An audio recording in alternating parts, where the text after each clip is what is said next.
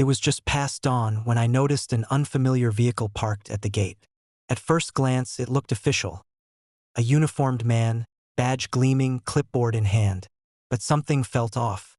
My instincts, honed over years of dealing with people like Karen and her HOA antics, immediately went on high alert.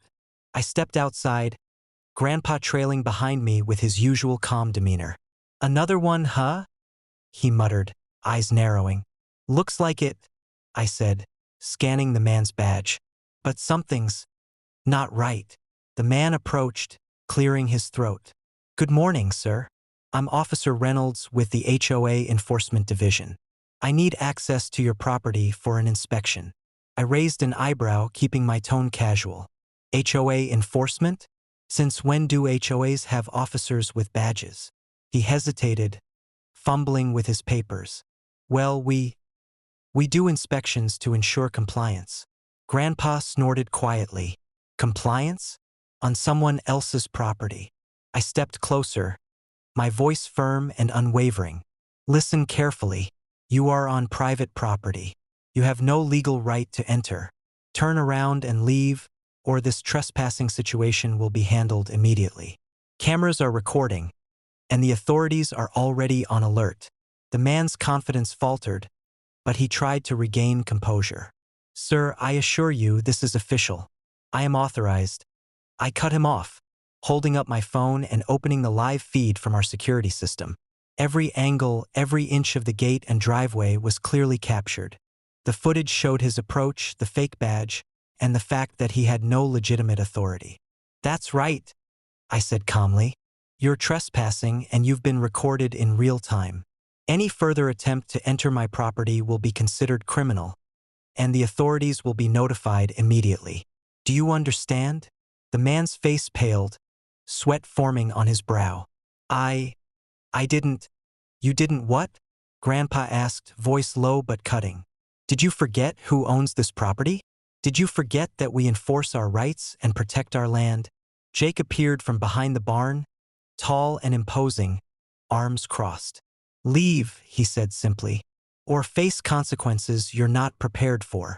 The so-called officer swallowed hard, glancing at the cameras and the family standing calmly but firmly before him. He stumbled backward, muttering, and quickly retreated to his vehicle. The engine roared as he sped away, leaving behind the dust of defeat and humiliation. Karen wasn't far behind. She had clearly sent him, thinking a fake badge could intimidate us into submission. She watched from the road, jaw clenched, fury radiating off her. I stepped forward, phone still recording, showing her the evidence of her plan's failure. "This property is protected," I said, voice steady. "Trespassing, impersonation of an officer, and attempts to intimidate us are not tolerated. Consider this your warning. Any further attempts will be met with full legal action." Her face turned bright red as she realized she had underestimated us yet again. Every plan she had hatched to manipulate or intimidate us had been anticipated and neutralized. The cameras, the live feed, and our unwavering control over the property had ensured total victory without a single act of violence. By mid-afternoon, the dust settled, and the ranch returned to its peaceful rhythm. Grandpa leaned against the porch railing, sipping his coffee. "Some people think badges give them authority," he said, voice calm. "They forget that law and ownership are stronger than illusion." I nodded, reviewing the recorded footage, saving it securely. Karen's audacity had been fully exposed, and the so-called officer had been revealed for what he was, a pawn in her endless attempts to overreach. As the sun dipped below the horizon, painting the fields gold and orange, the message was clear. Trespassers, fake officers, and overreaching HOA members had no place on this property. The land, the authority, and the power were firmly ours, and anyone foolish enough to ignore that would quickly learn their mistake. Just like Karen had today. Grandpa smiled faintly. "They'll remember this one. Next time, they'll think twice before sending someone in a uniform they didn't earn."